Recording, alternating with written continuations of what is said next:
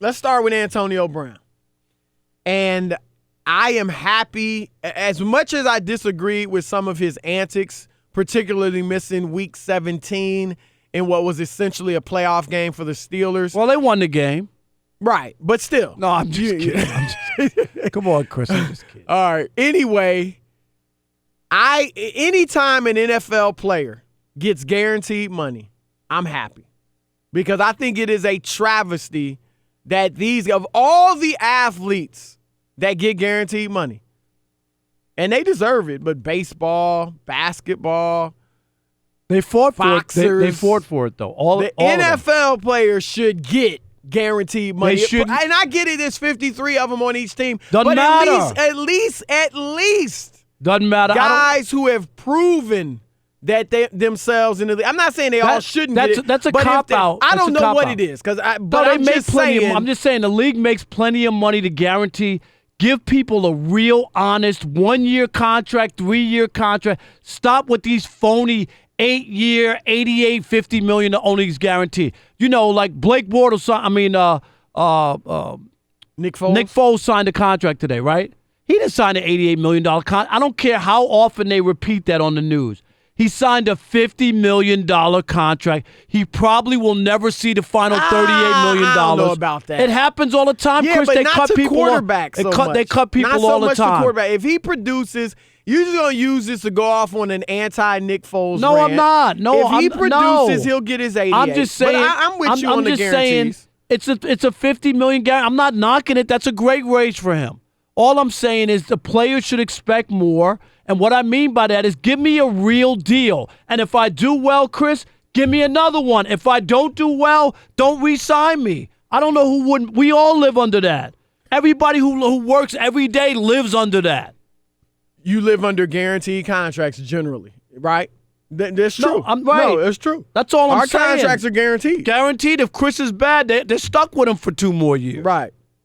Oh, I'm sorry. That's not going to be the case. No, I'm just saying. You're the one we need to worry about now. But really, no, you're right. I agree with you. And if we exceed the contract, Chris, we can't do anything until after that. Right. We got to keep working. We signed it. Yep. Right? Live up to your contract. Exactly. And the team should give a guaranteed contract. So I'm happy that Antonio Brown did that. And there are a lot of people excited, a lot of receivers, a lot of NFL players excited about what he did. And people are saying he set the new paradigm or model for NFL players to follow. Now you got to be a good player. You got to be creme de la right now. creme. You have to be a great player. Yeah, nobody's ever done what he's done, which is he wants out of an organization, demands to be traded and get out, had no money guaranteed, right? No guaranteed money left on his contract, so he was at zero. And not only does he get force a trade to where he wants to go, he also gets a big deal, Chris, a big enough deal to make him the highest paid receiver in the league. That's never happened. He's 31 years old, going to be 31, right? And he got more money. Odell Beckham Jr. just got the other deal. He surpassed his yearly contract. Yep. He has $31 million guaranteed. Bravo, because everybody was ripping him. I wouldn't take him. He's a cancer. But this people and that. were ripping him for good reason. Let's be honest. But talent always wins out. He got talent. He's got But talent. people were and we'll see if it wins out for Le'Veon Bell, because it may not always. He's going to get a bigger contract than Todd Gurley.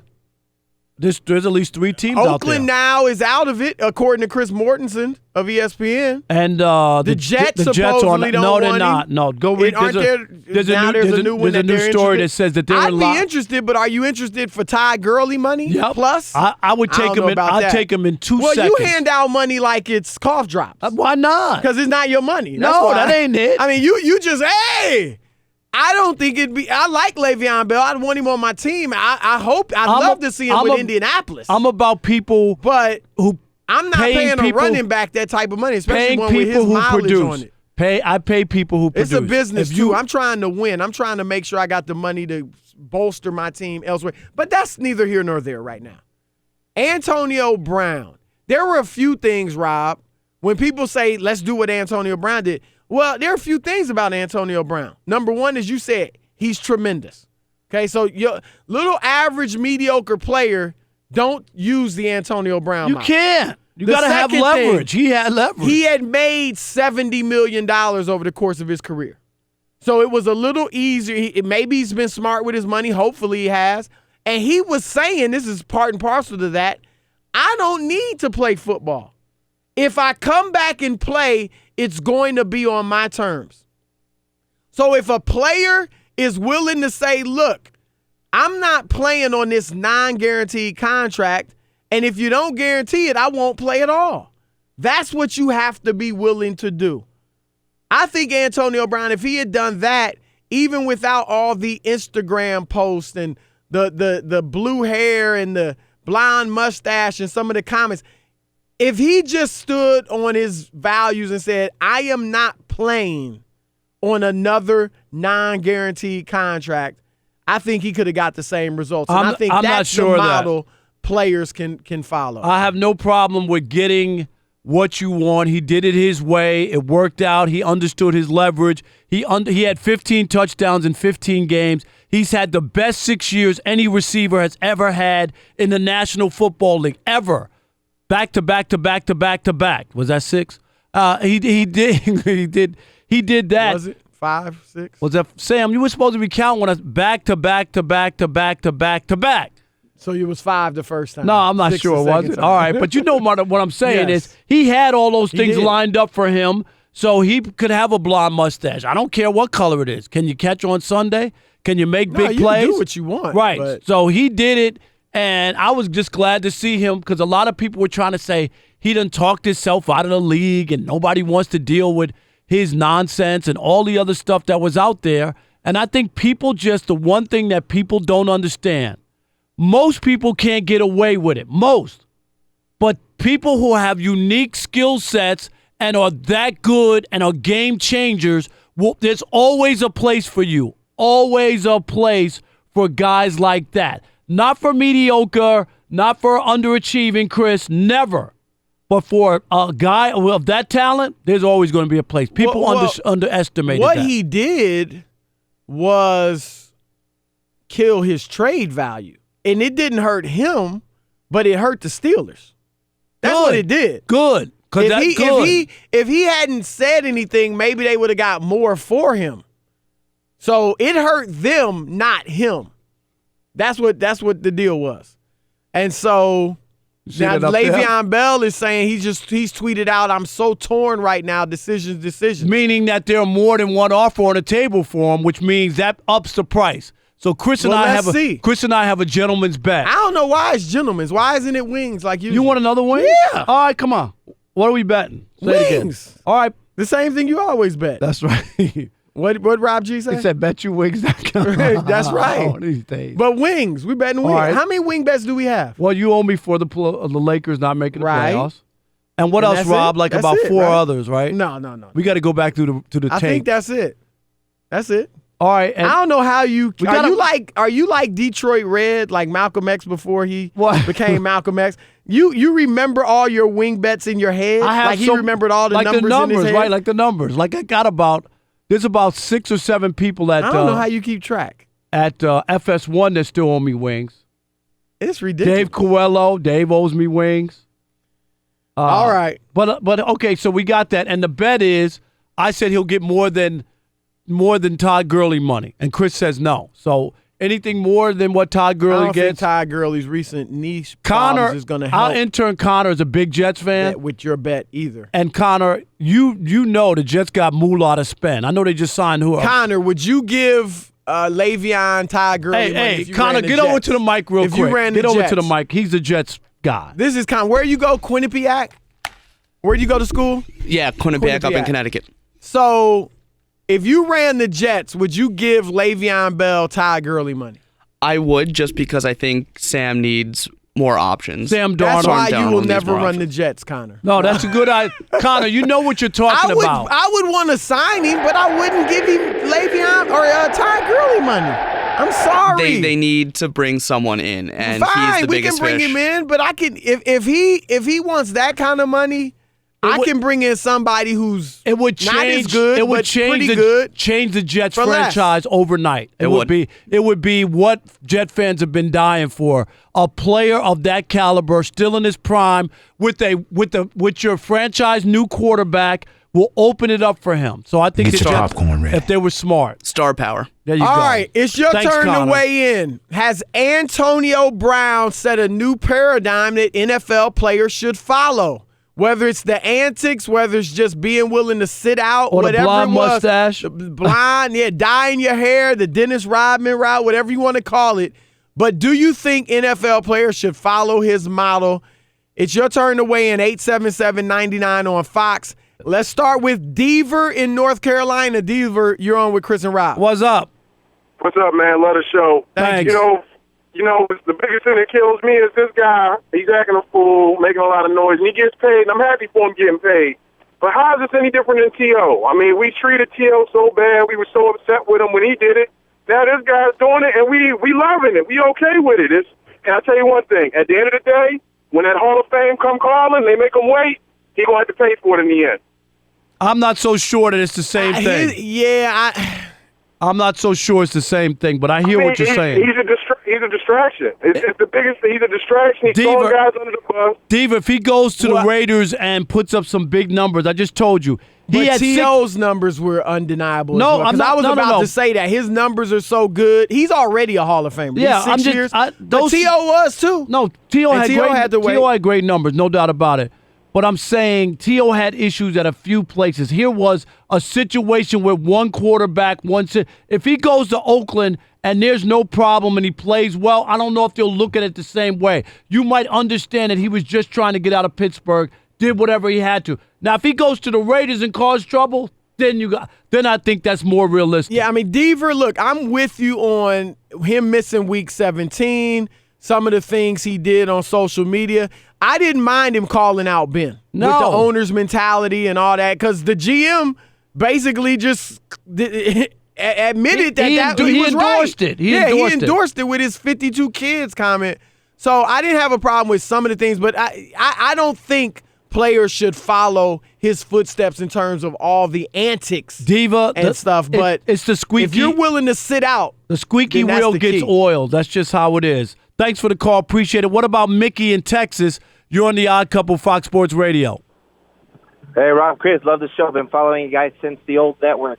Thank you, buddy. Thank you. Hey, but Rob, you're right about LeBron, and you're also right about Antonio Brown. I don't think this is going to work for too many players other than Antonio Brown.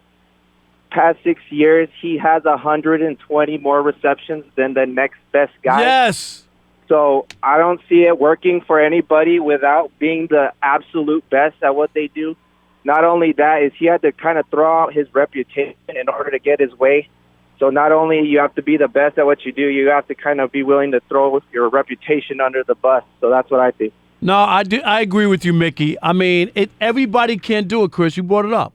We talked about it. We agree, right? You got to be I agree. That talent to be able to do the stuff that he did and have somebody not only sign him, but reward him with the highest contract of any wide receiver in the league. My it speaks volume. Disagreement is I don't think you have to throw your reputation out the window, so to speak. Now, you can, because Anton, let's say he didn't, have these antics and all that, and they wanted to, but he demanded a trade. I'm not playing for Pittsburgh. I want out. It's time for me and Ben to move on, and I want guaranteed money. If you had done that, you could have got traded, and you also could have still picked your place. If they would have sent you somewhere, you could have said, no, I'm not going there. Yep. So I think you could have done it without some of the other stuff. Let's go to Joe in Wisconsin. Joe, you're on with the Odd Couple. Hey, fellas, I'm new to the show, but I love you guys. Thank you. Hey, with Antonio Brown setting the paradigm, I don't think that a lot of players are going to be able to act this way. Up here in Wisconsin, we love our playmakers. We love our big play guys, but we like our guys that are cool and respect the game more and easy to get along with. I think if you get a lot of, these big-name guys that are acting a fool on social media and causing a scene, you're going to start upsetting a lot of fan base. Ultimately, it's the fan base that's making these teams money. So, but Joe, let me ask you this. I hear you. You make a good point. Here's my only point. Don't you want players who produce? Isn't it ultimately Like, you might not like a guy's lifestyle, like what he wears, like that he dyes his hair. He might not be your cup of tea.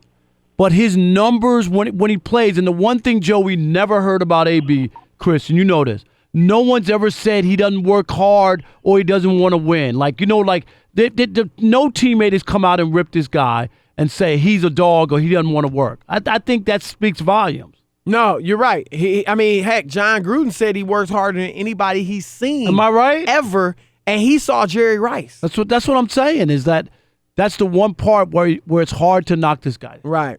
All right, the trade for Antonio Brown proves that John Gruden never had a long-term plan. Former NFL general manager, NFL columnist at The Atlantic, and the author of the book Gridiron Genius, our former colleague. That's right. Michael Lombardi. Mike, what's happening? And we got Athletic, right? Did I say? Yeah, you said Atlantic. Oh, I'm sorry. Athletic. The Athletic. My bad. I misread it. I do that. Sometimes I do that too, Chris, but it's all good. Hey, good. Rob, I just want to know how you're digesting that Tom Brady victory again. How you handling that? Thank you for bringing that up. Mike, it was not a good. We were down at the Super Bowl. Not a good week for me, but it is. The only saving grace was Brady didn't play that well. But other than that, he still got 6 Mike, Super Bowls. he's trying to take that Super Bowl away from him because he didn't throw for 500 yards. I know. Unbelievable. All right, Mike. 6 of them. He can't take them. Right. I agree. I agree. But your latest article on The Athletic was very interesting. You talked about John Gruden. He's getting a lot of, credit now for going ahead and signing Antonio Brown. But you feel like his philosophy is not sustainable. Can you explain? Well, I don't think he has a philosophy. That's what I tried to write about today.